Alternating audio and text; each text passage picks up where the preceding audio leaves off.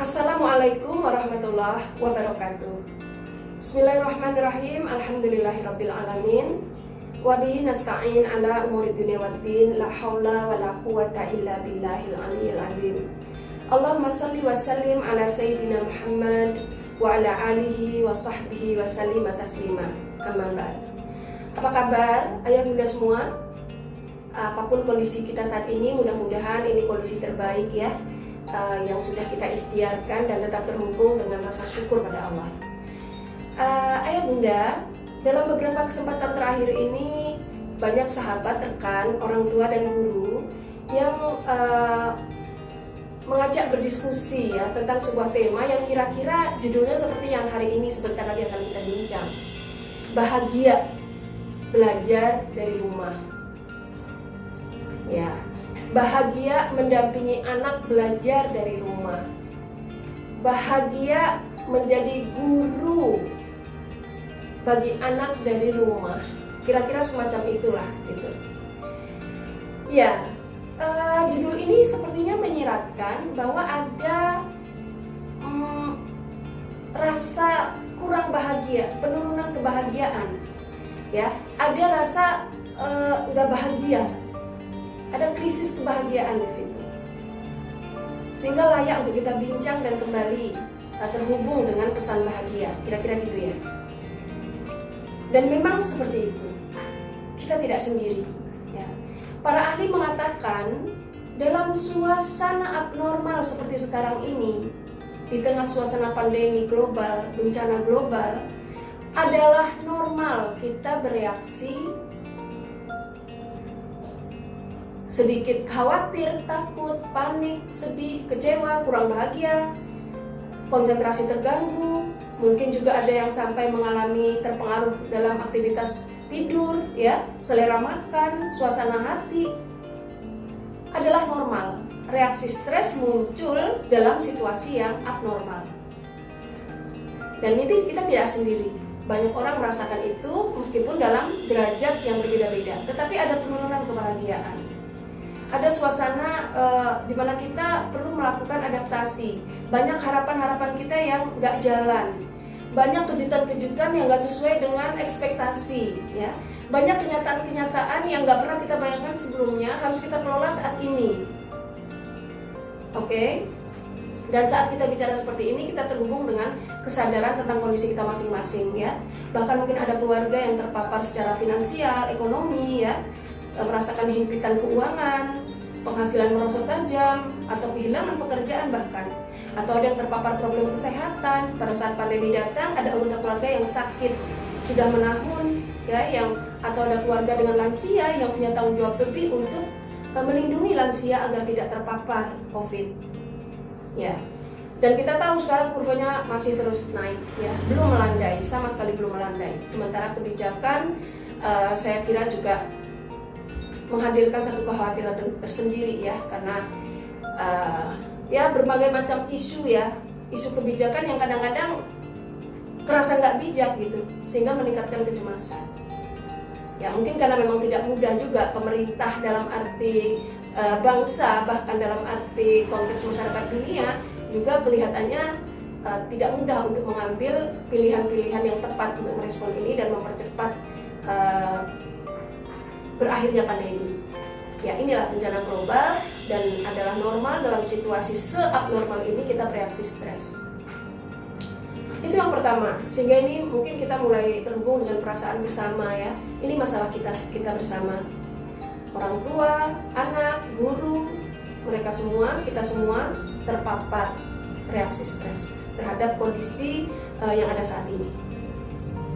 Nah, melalui rasa bersama ini kita kemudian ditantang ya, kita kemudian dihadapkan pada pilihan bagaimana dapat mempengaruhi situasi ini ya, bagaimana dapat mempengaruhi beberapa sisi ya, sehingga kita dapat kembali seimbang, kita dapat pelan-pelan ya kembali membangun penerimaan terhadap situasi yang sudah berubah ini dan mengendalikan atau mengelola reaksi stres yang kita alami sehingga tidak menimbulkan risiko lanjut ya, risiko lanjut gitu.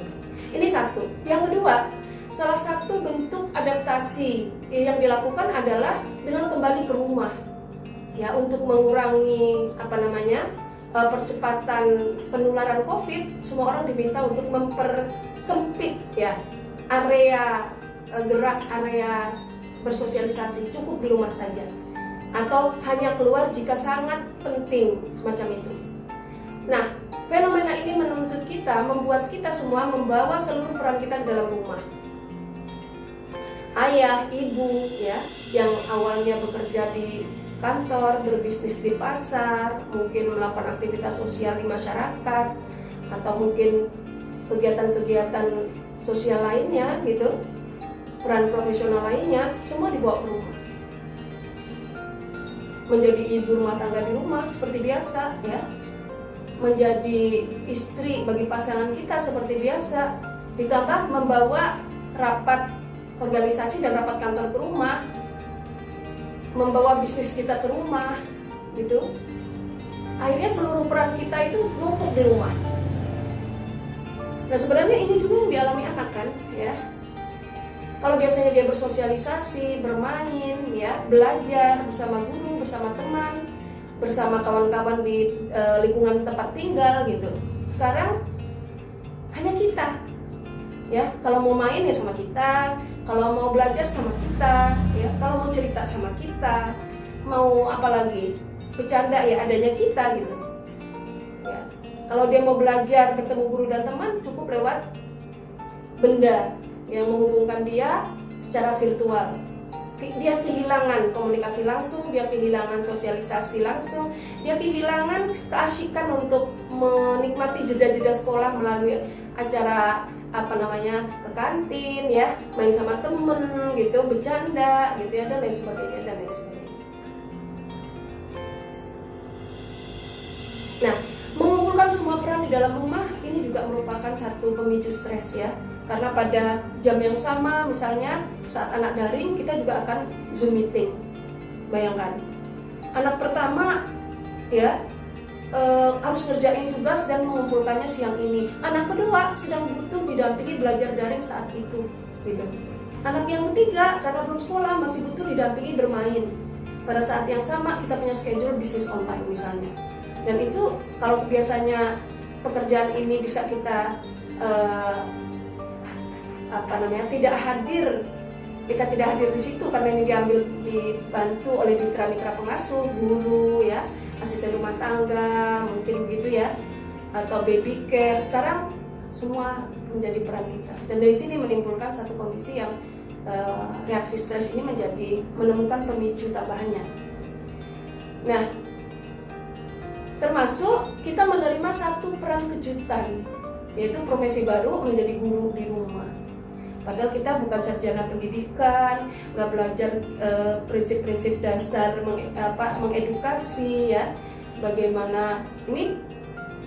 Padahal yang dibutuhkan untuk menjadi guru, ya, nih, nanti belum lagi kalau anaknya ada yang TK, SD, SMP, gitu, ya.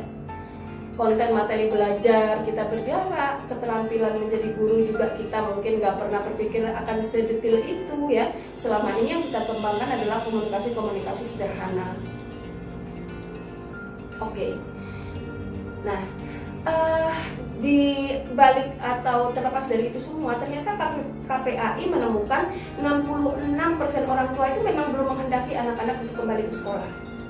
Nah, sayangnya 77%, hampir 77% anak nggak happy belajar di rumah. Ya, di satu sisi nggak boleh sekolah buka, gitu, walaupun sebagian orang tua mungkin udah teriak-teriak, ya, tolong buka dong, mall udah buka, gitu, ya. Tempat wisata udah buka, sekolah please buka, gitu. Sampai-sampai kita kehilangan kesadaran bahwa sebenarnya kondisi masih semakin memburuk, ya. Kemarin 6.500 jiwa orang yang pergi mendahului kita. Berapa banyak keluarga yang berduka, ya. Nah, ini ada peran kejutan yang di situ tidak hanya butuh kemampuan manajemen, ya, tapi juga kemampuan untuk membuat suasana belajar itu menyenangkan, metode pembelajaran juga menyenangkan, ya. Bagaimana kita menciptakan suasana belajar yang kondusif. Ini kan kejutan, nggak pernah kita siap untuk itu. Oke, sampai di sini. Sampai di sini kita semua menyadari kita tidak sendiri. Sekali lagi, ini isu bersama, dan saya senang banget ya karena saya lihat, saya temukan ya ada banyak sekali forum-forum yang peduli untuk saling mendukung gitu ya, saling mendukung, saling berbagi, saling curhat gitu ya, dan mencoba untuk melengkapi apa yang bisa dilengkapi, mencoba untuk mempengaruhi situasi ini agar bisa sedikit lebih mudah, menjadi semakin mudah, dan mudah-mudahan kemudian menjadi cukup bisa seimbang kembali ya, meskipun dengan perubahan yang ada, tetapi kembali menuju titik equilibrium, menerima peran ini apa adanya ya, mengembangkan kemampuan untuk mempengaruhi situasi ya, mengelola stres agar tidak menimbulkan efek lanjut ya, bahkan diam-diam kita belajar untuk mulai menjadi guru idola di rumah kita gitu ya. Mudah-mudahan sampai ke sana. Oke. Jadi situasinya memang bisa dipahami dan bisa dimengerti ya. Oke, dan walaupun mungkin reaksi stres setiap orang berbeda-beda, setiap keluarga berbeda-beda.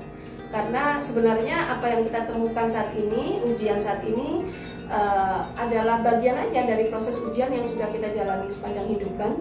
Ya, hanya ujian yang kali ini mungkin belum pernah muncul dalam benak kita bahwa kita akan berhadapan dengan situasi seperti ini ya.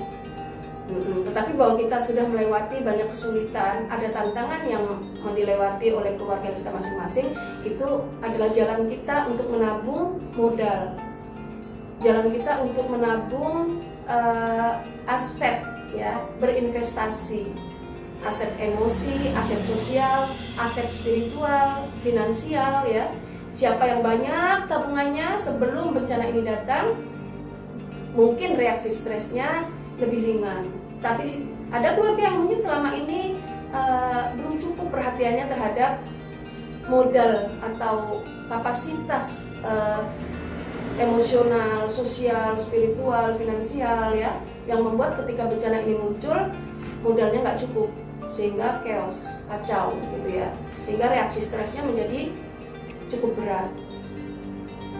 Nah, apapun kondisinya, saya kira ya isu ini membantu kita semua untuk terhubung satu dengan yang lain, untuk saling mendukung ya satu dengan yang lain, dan banyak ide kreatif yang lahir dari kondisi bencana ini. Para guru bergerak, orang tua bergerak ya, bahkan siswa-siswa juga kemudian menjadi lebih kreatif bagaimana mereka tetap mencapai prestasi walaupun mereka dibatasi ruang geraknya ya, sosialisasinya, terisolasi. Ada banyak hal yang terjadi dan kita tahu ya, berbagai ide kreatif muncul ya, secara virtual orang tetap berprestasi, orang tetap bikin kegiatan akademik, orang tetap menjalankan aktivitas sosial ya, bahkan untuk gerakan-gerakan dukungan sosial ya, termasuk filantropi yang ada itu semakin bergiat gitu di tengah kondisi yang terbatas macam ini. Ini fenomena yang menarik, dan boleh jadi ini juga bagian dari cara Allah untuk membuat kita mulai menghitung berapa banyak modal yang sudah kita cicil untuk menghadapi kejutan demi kejutan, sehingga kalaupun ya kita menilai bahwa ternyata kehangatan, kedekatan, keakraban, ya, ketabahan, penerimaan, kesadaran, kerjasama, apalagi saling mendukung di rumah saya itu belum cukup modalnya untuk menghadapi situasi ini. Ya, sering terjadi pertengkaran, cekcok, ya, terkesan ingin menang sendiri, pengen didengarkan, gitu ya, terkesan tidak saling peduli. Apapun kondisinya, itu adalah feedback bahwa kita perlu menabung, perlu lebih banyak lagi menabung, dan boleh jadi melalui bencana semacam ini, ya, kondisi derita semacam ini, ya, kita akan mulai lebih memberikan perhatian terhadap modalitas-modalitas penting untuk sebuah keluarga menjadi lebih berkualitas, lebih punya daya lenting, ya, punya kekuatan dan ketahanan menghadapi apapun yang harus dihadapi, baik dari dalam rumah kita sendiri maupun dari luar rumah. Oke, kita kembali ke tadi, isu yang lebih spesifik. Terus gimana Bu Hasni caranya kita bahagia belajar dari rumah? Nah, saya lebih suka dengan istilah belajar dari rumah. Tidak dibatasi mendampingi anak belajar dari rumah, tapi belajar dari rumah. Kenapa? Karena yang belajar dari rumah itu bukan cuma anak, kita. Pada saat kita menjadi guru bagi anak-anak, pada saat yang sama anak-anak menjadi guru bagi kita. Coba aja sekarang, ya, kita terhubung lewat YouTube, lewat proses belajar daring, kuliah WhatsApp, ya, Zoom meeting untuk belajar. Ibu ngapain? Saya pengen belajar dari orang tua, gitu ya. Jadi belajar dari rumah itu terjadi pada anak kita sekaligus terjadi pada kita. Bukankah ini kondisi yang sebenarnya dibutuhkan untuk membuat kualitas hubungan kita itu jadi lebih bermakna, ya, dan kondisi keluarga kita menjadi memiliki kapasitas yang lebih layak, gitu. Oke, nah berarti kita sedang berjalan menuju bahagia, ya. Baik, teman-teman, ayah bunda, ya, di balik kesadaran kita bahwa kita semua mungkin, ya, terpapar reaksi stres dan sebagainya, maka setidaknya ada dua isu yang saya kira cukup penting untuk kita sadari dan kita beri perhatian lebih. Yang pertama adalah bagaimana kita mengakui bahwa saat ini kita semua berada dalam kondisi sulit, ya, bahwa setiap kita punya resiko bereaksi terhadap perubahan ini. Artinya setiap kita punya resiko untuk bereaksi stres. Dan itu menghubungkan kita dengan satu ide bahwa kita mulai belajar memahami dan meningkatkan keterampilan pengelolaan stres. Dan itu berarti kita juga akan menjadi model perilaku bagi anak-anak untuk bagaimana caranya mengatasi stres. Itu satu, setuju nggak? Ya. Kenapa? Karena itu tadi semua orang, ya, mendapatkan kejutan, membawa semua peran, ya. Sehingga yang melingkar di dalam rumah kita itu energi yang rendah, gitu, yaitu stres, perasaan terisolasi, perasaan sepi, perasaan nggak bisa ngapa-ngapain, tidak berdaya. Artinya kan energi di rumah menjadi rendah, gitu ya. Nah, saya kira ya kita harus katakan bahwa di balik situasi sulit ini tetap saja sayalah orang yang paling bertanggung jawab untuk kembali membuat suasana di rumah ini menjadi berenergi tinggi, ya, setidaknya berjalan menuju kondisi seimbang kembali dengan segala situasi yang sebenarnya memang berubah, gitu. Oke, ya, setuju, ya. Jadi bagaimana mengelola stres, bagaimana menerima kondisi sulit ini, ya, nanti akan kita pelajari. Dan ingat, ini menular. Jadi kemampuan kita mengelola stres secara otomatis akan direplika oleh anak-anak kita. Kalau kita habiskan untuk uring-uringan, marah, sebel, kesel, bahkan ngamuk, maka dia juga belajar untuk mereaksi stres dengan cara seperti kita bertingkah. Dia juga bisa dong. Orang dewasa aja boleh ngamuk, marah, ya. Orang dewasa boleh melampiaskan ketidakterimaannya. Kenapa saya enggak? Nah, diam-diam jauh di sudut hati kita mengatakan inilah saatnya saya menjadi model perilaku yang baru dalam mengelola stres. Yang kedua, isu bahwa kita punya profesi kejutan yaitu jadi guru. Nah, berarti kita mulai terhubung dengan sumber daya untuk jadi guru. Ibu yang guru, ayah yang guru, yaitu mulai belajar untuk memahami capaian belajar anak, belajar membuat kondisi pembelajaran di rumah menjadi kondusif, membuat suasana belajar punya keteraturan, gitu kan? Menjadi tutor yang baik, ya, menjadi evaluator yang baik, menjadi mentor yang baik, menjadi edukator yang baik. Itu kayak apa? Saya kira nanti kita lebih ke keterampilan psikologis dan sosial, gitu ya.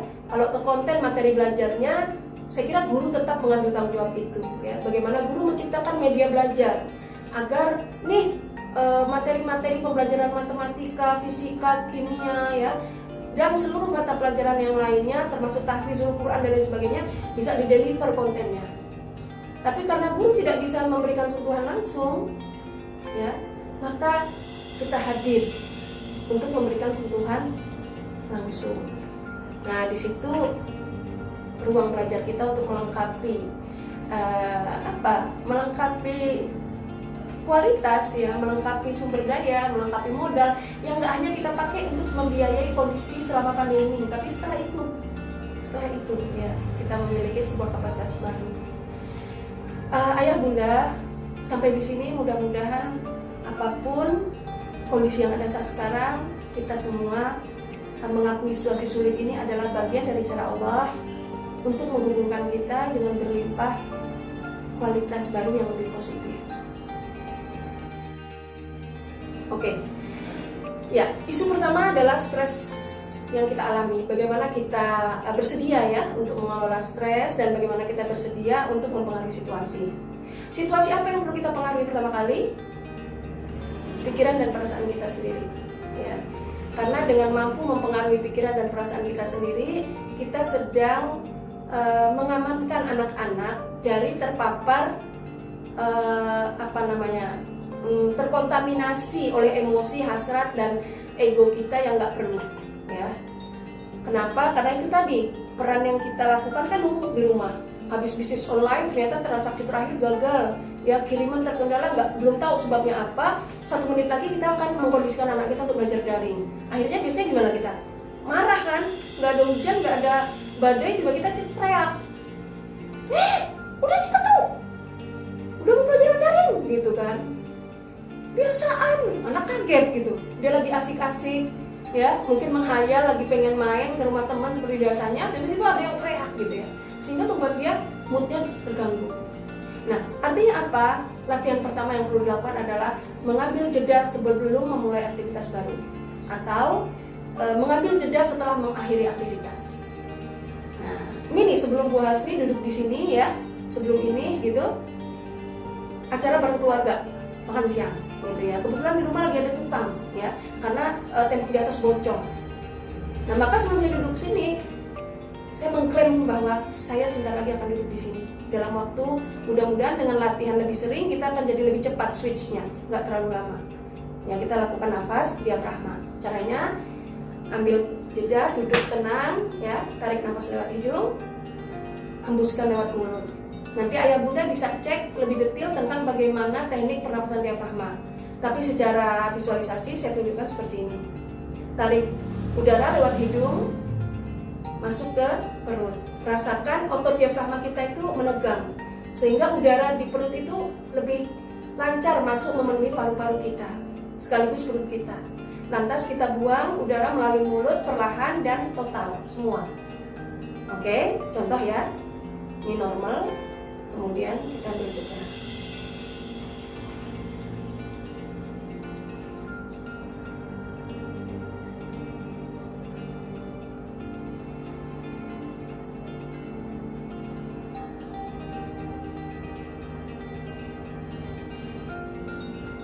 Ya.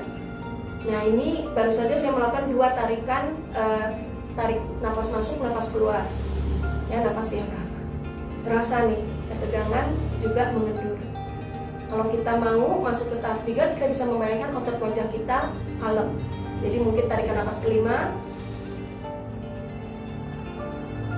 langsung lihat muka kita sendiri kalem. Kalem artinya ototnya menjadi lemes gitu ya. Nah, ini hanya butuh kesadaran ya, kesadaran pengasuhan. Saya sadar saya mengasuh, saya sadar saya membimbing, saya sadar ini amanah Allah. Saya tidak ingin anak-anak terkontaminasi, teracuni oleh hasrat, ego, nafsu, kemarahan, ya, dan emosi-emosi yang tidak perlu, yang membuat relasi kami menjadi renggang, menjadi tidak hangat, menjadi berkonflik, ya, yang justru membuat saya jadi tidak bisa mempengaruhi dia. Nah, lakukan ini dari waktu ke waktu. Begitu juga dengan pasangan ya. Mungkin kita jadi lebih emosional ya, karena logistik nggak pernah berhenti. Oh, masak lagi, pagi kayaknya belum selesai, masih terasa capeknya, siang sudah harus mikir logistik. Ya, logistik buat yang daring ya. Si ayah juga kerja di rumah, padahal kita sendiri riweh gitu ya. Nah, masya Allah gitu. Nah, bagus juga ayah bunda bisa tambahkan afirmasi zikir ya. Mungkin tarikan nafas ke-6. Allah. Nah, saya pernah membaca referensi ada beberapa konsonan yang disarankan saat kita melepaskan udara dari mulut. Di antaranya adalah H, ya. Dan yang menarik, nama Rabb kita Allah. Jadi saya lebih suka mengeluarkannya dengan menyebut Allah. hanya di ujung itu di dalam penelitian dianggap dia bisa tuntas melepas udara yang tersimpan, ya, karena prinsipnya waktu kita melepaskan udara itu seluruh udara yang tadi kita hirup itu bisa keluar. Nah, dapat juga kita afirmasikan dia juga keluar bersama perasaan-perasaan negatif atau keletihan yang tersisa, sambil kita memperbaiki niat, mengklaim bahwa kita akan belajar bersama anak, bahwa kita akan bertemu pasangan dan lain sebagainya, ya, sehingga wajah kita menjadi kalem kembali. Oke, latihan 1. Latihan kedua adalah bagaimana kalau respon negatif muncul, ya, reaksi stres muncul. Puas nih saya nggak berhasil melakukan jeda, tiba-tiba karena kerja emosi itu kan otomatis, ya kan, dia memangkas amigdala gitu ya, sehingga untuk membuat dia disadari itu memang harus melakukan nafas, harus ada jeda. Kalau kita nggak ambil jeda, pasti yang muncul adalah letupan, ya, terpicu, dia cetek gitu. Begitu api udah ada, bakar. Dan biasanya lebih sulit lagi kita kendalikan, kecuali sekali lagi dengan membangkitkan kesadaran pengasuhan.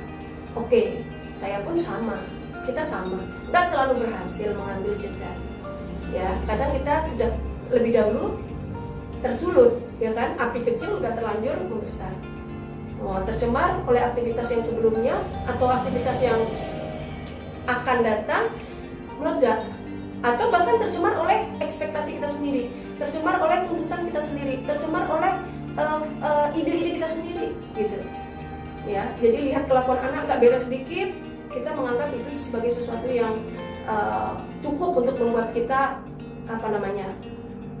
memuntahkan, ya, berbagai macam penilaian negatif. Oke, gimana kalau kondisinya seperti itu? Maka lakukan 5 langkah.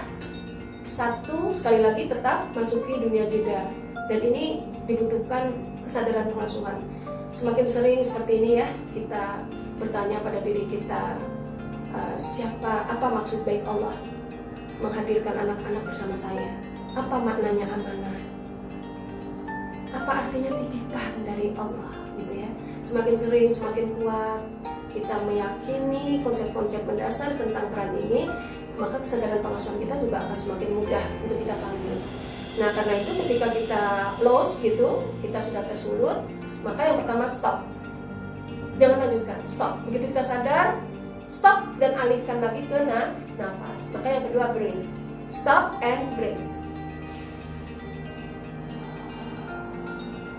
Kembali ambil posisi duduk atau setengah berbaring, ya.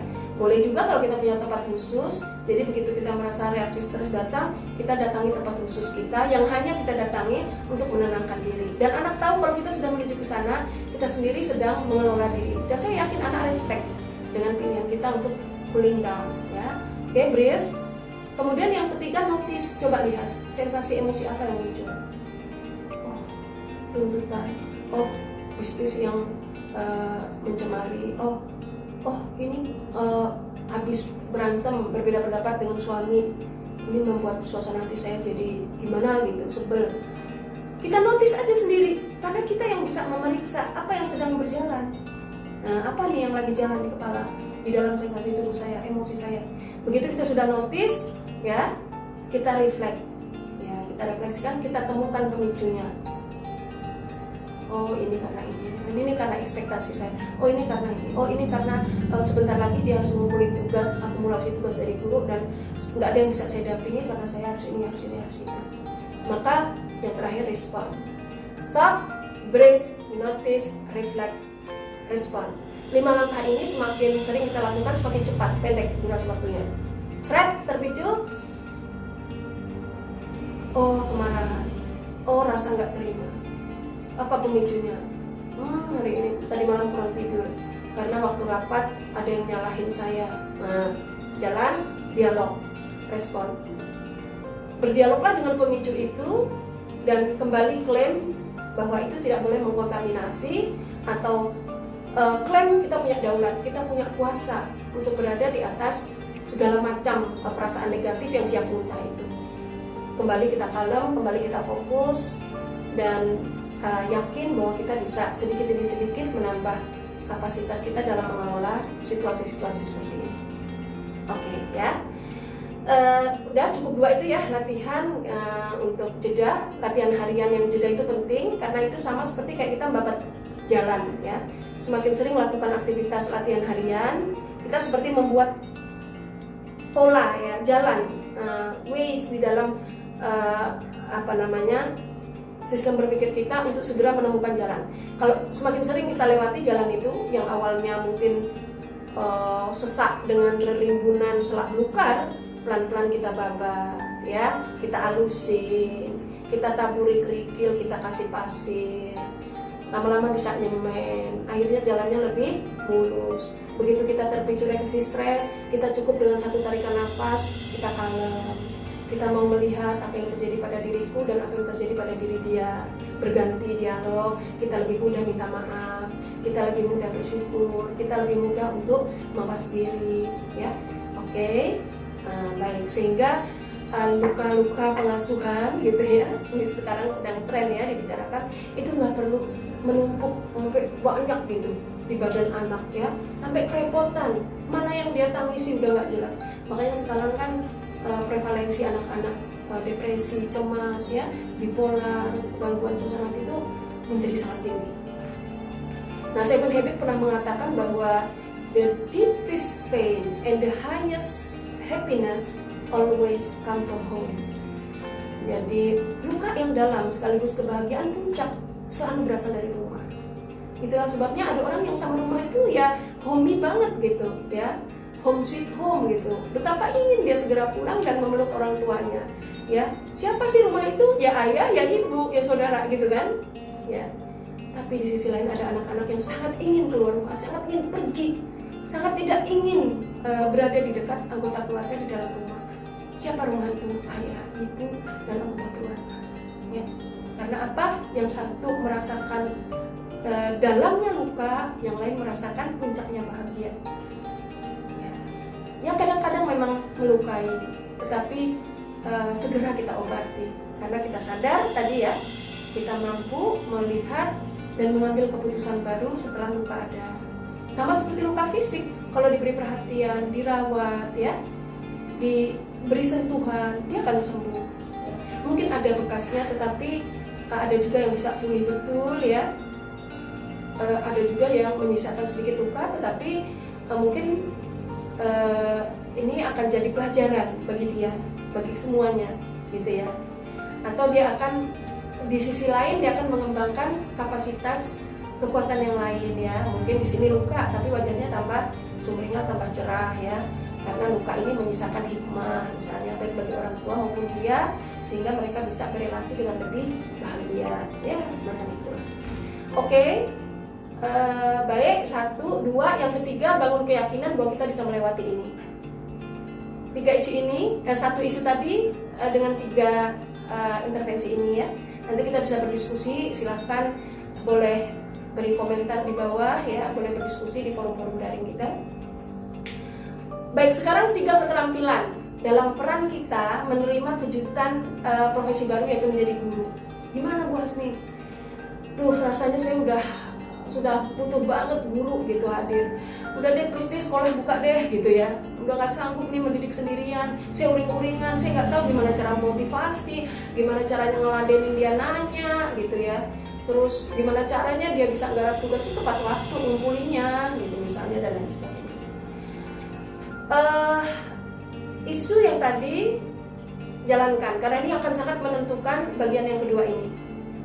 Karena emosi itu menular. Apa yang kita pancarkan dari pusat perasaan kita, pusat emosi kita, itu langsung memapar orang yang ada di sekitar kita.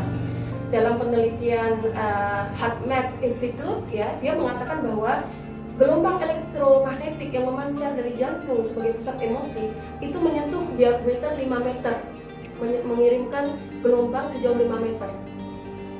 Coba, sejauh 5 meter. Ya di rumah itu kan kita biasa deket banget ya.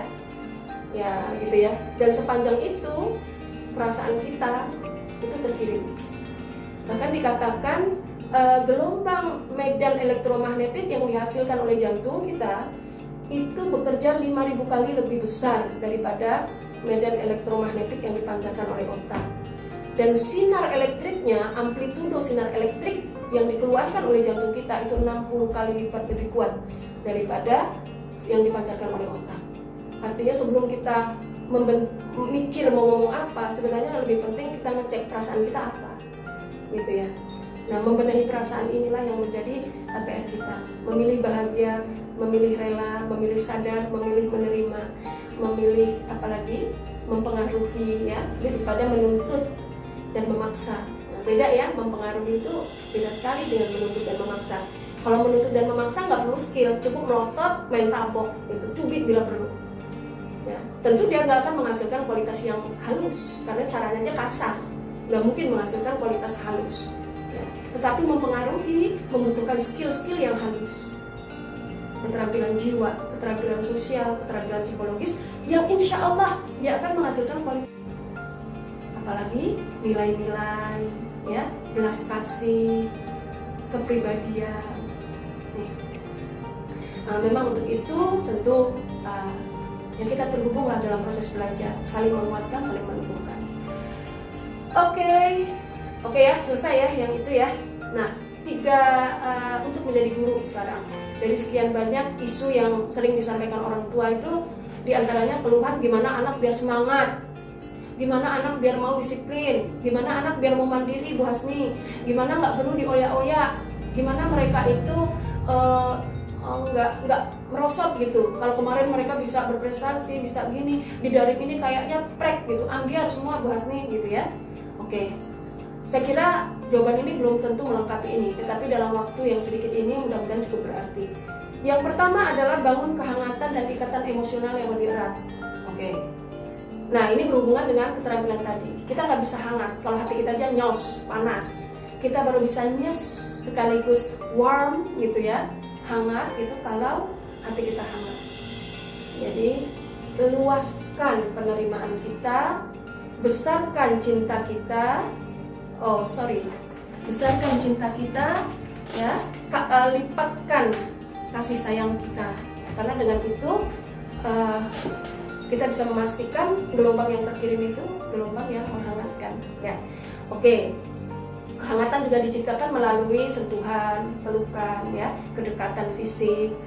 Mungkin juga menyediakan apa yang membuat dia merasa dicintai, ya. Mungkin ada minuman favorit, ya, yang dia sukai, teh manis panas di pagi hari kah, ya, atau coklat hangat di malam hari kah, saat dia daring itu hadir. Ini menciptakan kehangatan. Kemudian ikatan emosional yang lebih erat, ya, ini bisa kita bangun melalui beberapa hal. Yang pertama, antusias ini penting. Gimana caranya anak saya semangat? Lah, yang dia lihat pancaran semangat dan antusias, apa kemarahan dan ya gitu ya. Artinya antusiasme itu menular. Antusiasme itu berisi rasa ingin tahu, rasa terbuka, hangat dan semangat. Nah, satu temuan menarik dari Dr. Eckhart Hess, beliau adalah ahli pupilometri. Dia mengatakan orang yang antusias, senang, gembira itu ditunjukkan oleh pupil mata yang membesar dan senyum yang hadir. Jadi pupil mata membesar, senyum hadir. Nah, hal yang sama bisa terjadi kalau kita membesarkan pupil mata dan menghadirkan senyum, maka akan muncul perasaan antusias. Jadi kita undang antusias itu datang. Caranya kesadaran pengasuhan lagi. Katakan, saya pembimbing, saya yang diberi amanah. Besarkan bola mata, berikan senyuman, hadirkan senyuman. Dek, hari ini apa jadwal materi belajar daringnya? Wah, ini cuma 1, Bu. Yang lain cuma dapat tugas dari Google Form. Nah, ya, dari platform sekolah masing-masing gitu ya. Cuma 1. Oh ya? Wah, boleh juga tuh. Nanti kita bisa melakukan aktivitas apa ya? Enaknya kita ngapain ya gitu. Ya. Nah, ini antusias. Atau sebaliknya, aduh Bu, banyak banget. Aku kayaknya dari jam 8 sampai sore nggak selesai. Ada tugas juga sampai malam misalnya. Maka pancarkan antusias. Oh ya, sekali-kali memang gitu sih, gitu. Sekali-sekali nyantai, sekali-sekali kerjaan, tugas sekolah banyak. Emang apa aja? Nih apa nih? Nah, tunjukkan rasa ingin tahu, rasa terbuka. ini boleh nggak ya kalau aku kerjain besok gitu, karena hari ini masih harus nyelesain yang ini. Oh, apa yang terjadi kalau selesaiin besok? Ya nggak apa-apa sih, orang ini paling lambat lusa kok. Oh ya udah, nggak apa-apa. Nah, ya pada saat yang sama kita antusias, kita juga menjadi teman diskusi bagi anak-anak ya. Kita mau tahu apa yang terjadi dan apa yang dia hayati, apa yang dia alami tanpa menghakimi, tanpa menilai. Ayo kita bermitra, gitu. Oke. Kemudian ya biarkan hormon dopamin ya endorfin ya itu berlimpah gitu. Ini hormon oksitoksin, hormon kasih sayang, semangat, kegairahan itu hadir. Dan sebenarnya ini juga sama dengan memberi hadiah untuk kita, karena pada saat yang sama waktu kita menciptakan antusiasme, kita juga sedang mengkondisikan tubuh kita untuk sehat, segar ya. Yang kedua, tabungan perhatian. Berikan tabungan perhatian cukup banyak. Lewat apa? Perhatian verbal, perhatian non verbal, lewat memberi hadiah ya, atau lewat meminta tolong. Anak tuh senang dimintai tolong, asal kita memintai tolong dengan penuh penghargaan. Itu bagi dia adalah perhatian ya. Salah satunya ya, saya suka bilang thank you ya Hanif, kamu sigap banget kalau nyiapin fasilitas belajar daring Bunda, keren gitu ya, karena dia peduli kuota saya, cek baterai HP saya, dia cek tripodnya, dia pasang ini itu. Dan jangan dikira itu dia lakukan dengan dengan enggan atau gimana, dia bahagia karena itu sebenarnya pada saat yang sama dia mendapatkan perhatian ya. Kita bisa juga memuji anak kita, nggak langsung, tapi kita bilang, ayah, aku tadi dibantuin sama Hanif loh, semuanya aku benar-benar tertolong. Itu ketika didengar oleh anak, itulah tabungan perhatian. Dia mendapatkan penghargaan dan itu membuat dia lebih siap untuk menolong gitu ya. Jangan sampai justru sebaliknya ya, perhatian negatif. Kalau dia nggak oke, kalau dia performanya jelek, kita omongin, ya coba tuh anaknya bangun kesiangan, nggak ngerjain apa-apa, tugas nggak dikerjain, semuanya ibu, didengar sama dia. Belum tentu apa yang kita katakan kenyataan yang sebenarnya. Mungkin dia sakit, mungkin dia sedang menghayati kesepian, mungkin dia sedang merasa terisolasi, mungkin dia ada agenda yang tergerus karena kondisi pandemi yang sedang dia pikirkan. Oke, yang kedua, ingat tabungan perhatian. Tabungan perhatian bisa juga dengan memang memberi perhatian. Ya, misalnya, Dek, kamu bangun setengah jam lebih awal loh dari kemarin. Nih, belum komat kamu udah bangun. Bisa sholat subuh ke masjid. Dah, segitu aja. Jangan diceramain.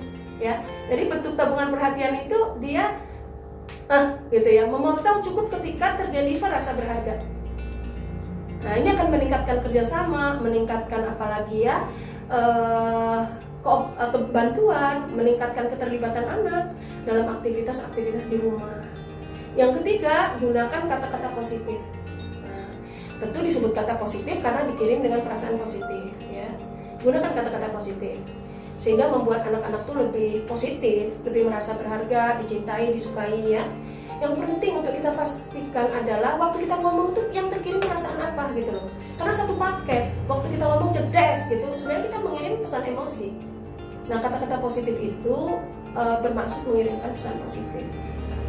Misalnya kita bilang, Dek, Ibu lihat udah cukup lama loh kamu main di situ. Lagi main apa? Misalnya kita lihat dia pegang gadget gitu ya. Kan itu bentuk perhatian. Ibu lihat kamu duduk di situ udah lama loh. Kan dia berpikir, oh iya ya udah lama gitu. Udah lebih ya Dek dari setengah jam. Atau lebih spesifik lagi, karena kita udah punya kesepakatan jeda bermain misalnya setengah jam ya, dan total bermain maksimal 2 jam misalnya gitu. Maka kita boleh bertanya, Dek, Ibu lihat di situ tadi udah dari jam 8:30. Berapa banyak lagi sisa waktu yang kamu punya gitu. Misalnya ya, ini juga kelihatannya mengkritik, memonitor, tetapi cara memonitornya positif. Kita memberikan disiplin positif melalui tabungan perhatian, menggunakan kata-kata positif ya. Oke, yang terakhir, gunakan nada dan bahasa tubuh yang bersahabat.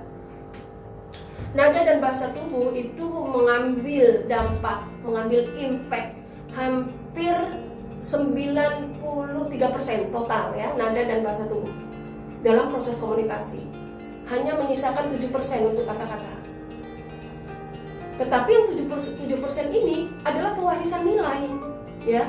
7% yang mau kita katakan itulah sebenarnya yang mau kita wariskan, sosialisasi kebaikan, kualitas yang ingin kita bangun, gitu kan? Ya, kita sedang mendeliver pesan-pesan pendidikan kan di kata-kata kita itu. Sehingga biarkan yang 7% itu punya makna penuh, ya setidaknya punya makna hampir 70-80% karena kekuatan nada dan nonverbal. Ya, nonverbal itu bahasa tubuh, gitu ya. Gestural kita, postural kita, cara kita bergerak, cara kita berjalan, cara kita menyentuh, ya. Kemudian gestural itu bahasa mimik, mata kita, ya, pipi kita, ini rahang kita, ya, cara kita bergerak. Ini benar-benar menarik ya untuk kita pelajari. Nah, guru yang seperti ini pasti menjadi guru idola, ya kan? Jadi guru idola kan? Ya, biasanya storyteller tuh, ya.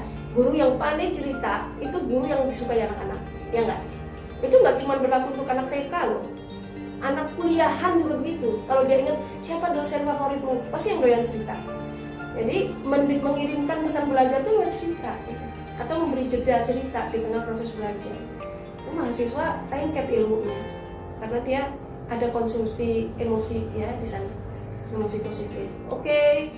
Kita bisa diskusi tentang ini. Saya akan cukupkan di situ. Yang kedua, jadi yang pertama apa? Bangun kehangatan dan ikatan emosional yang lebih erat. Yang kedua, ciptakan keteraturan dan disiplin positif.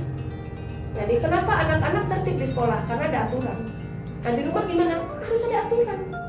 Aturan anak sekolah. Kita tempel schedule belajarnya. Kita tempel capaian belajarnya. Semester ini capaian belajarnya apa nih? Ya. Kebetulan dia masuk program tahfiz, kita tanya, Dek, karena dia sendiri yang pilih program tahfiz, saya nggak pilihkan ya, terserah. Begitu masuk daftar, kebetulan dia anak boarding gitu, dia ditanya sama adminnya, mau pilih reguler apa tahfiz gitu. Sekarang udah punya hafal berapa juz? Ya, 2 juz. Silahkan diisi mau program reguler apa. Dia pilih program tahfiz. Setelah selesai dia cerita, aku tadi pilih program tahfiz. Oh ya? Oh hebat. Itu artinya kamu yakin kamu bisa, ya, kamu bisa menikmati pilihanmu. Nah sehingga saya katakan pada dia, misalnya Hanif, untuk program tahfizmu berapa target tahun ini, setahun ini? Oh 7 juz bunda, setahun berarti bagi 2 ya, gitu ya. 3,5 juz, oke 3,5 juz. 3,5 juz bagi 6 bulan di rumah atau 5 bulan di rumah. Berapa yang harus dicicil, terus diskusikan, ada keteraturan sehingga enak kita ngeceknya sampai ke tingkat yang paling operasional, yaitu dia akan menyetor setiap habis sholat maghrib pada ayah, sehingga saat ayah mengatakan Nip 5 menit lagi ya, itu ya bukan memaksa, nggak oya-oyaan, dia tahu itu adalah bagian dari keteraturan. Kalau dia mau nawar, dia nawar, ntar dong aku lagi ini. Oke, 10 menit. Dah. Ya, tetap ada fleksibilitas di balik keteraturan itu, tetapi dia tetap berjalan di atas keteraturan yang dibicarakan. Nah, ya karena capek kalau kita punya persepsi, dia punya persepsi. Apaan sih belajar daring? Gurunya aja nggak kelihatan, tugas ngasih juga bahan belajarnya nggak dikasih. Ya aku kan capek. Hal-hal seperti ini seharusnya dibahas, terdialogkan dalam dialog yang lebih bermakna. Oke. Nanti kita bisa ngobrol lagi tentang apa itu disiplin positif. Tetapi disiplin positif itu kira-kira satu proses yang membuat anak memiliki ikatan ya, dengan batasan, dengan aturan ya, dengan norma, tanpa menekan, tanpa memaksa ya. Kita menggunakan cara yang lebih positif. Misalnya ya, abaikan secara pasif dan aktif perilaku buruk anak. Tuh, abaikan secara pasif dan aktif perilaku buruk anak. Selama ini kan kita sebaliknya, ya toh? Kita banyak memberi perhatian pada perilaku buruk anak kan. Mudah sekali merasa anak itu problem gitu loh. Bu gimana ya anak saya umur sekian belum bisa ini, belum bisa ini, belum bisa itu. Bu gimana ya remaja saya susah banget, nggak bisa ini, nggak bisa ini, nggak bisa gitu. Bu gimana ya anak saya tuh nggak gede-gede, semua kerjaan nggak becus gitu. Seakan-akan yang jadi radar, yang tertangkap oleh radar perhatian kita itu apa? Ya, ketidakpantasan, ketidaklayakan gitu ya. Maka kita berlatih dalam disiplin positif, kita perlu membangun mengabaikan perilaku buruk secara pasif dan aktif. Kapan-kapan saya ngobrol lagi. Yang ketiga, berikan dukungan untuk membangun kemandirian. Nah, masa pandemi ini kita menabung.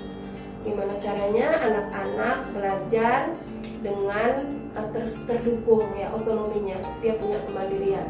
Sebenarnya waktu dia kecil dia sudah belajar otonom, sekitar usia 4 tahun ya, 3 tahun 4 tahun itu dia belajar otonom ya, mengerjakan segala sesuatunya sendiri gitu ya, pengen dinilai mahir ya, pengen dinilai, ya kan, anak-anak umur sekitar, biar aku aja mah yang bikin teh, biar aku aja yang bawain gelas gitu ya. Kalau itu terfasilitasi dengan baik di usia-usia itu, ini jadi bekal dasar. Nah, dan anak yang menghargai otonominya. Nah, tapi tidak masalah juga ya, di masa pandemi ini kita bangkitkan lagi, libatkan anak dalam pengambilan keputusan, ya, libatkan anak dalam memilih, libatkan anak dalam mengendalikan situasi-situasi atau mempengaruhi situasi-situasi sulit. Ya, misalnya dia bilang, aku kayaknya nggak bisa nih ngumpulin tugas kalau maunya jam 5 sore paling lambat. Sekarang udah jam 4, padahal untuk bahannya aku harus searching dulu, bla bla bla bla bla. Nah, maka tugas kita bukan langsung mengambil alih, apa tuh bahannya? Sini mama cariin. Enggak. Kita tanya apa yang terjadi gitu. Oh, sebenarnya guruku udah kirim pengumuman itu 2 hari sih ma, cuman ketimpa-timpa sama pesan yang lain.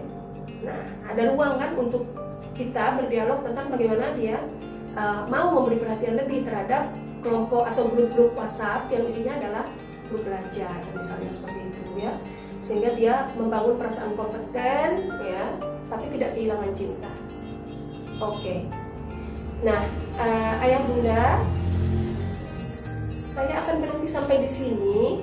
Kita akan berdialog untuk mempertajam apa yang bisa kita pelajari dengan mengasah 2 sisi ini ya, mengelola stres dengan 2 atau 3 latihan, dan mengelola peran kita sebagai apa ya, saya nggak bisa bilang guru ya, tapi setidaknya sebagai motivator lah buat anak kita. Dengan mengasah 3 area tadi, mudah-mudahan kita dapat mempengaruhi situasi sulit ini menjadi sedikit lebih mudah ya, dan mudah-mudahan kita dapat bonus banyak karena melalui kesediaan untuk menerima apapun yang ada dengan setulus hati gitu ya, karena suka atau nggak suka, ini adalah kurikulum belajar yang Allah hadiahkan buat kita. Saya dan anak-anak saya sama-sama belajar dari rumah.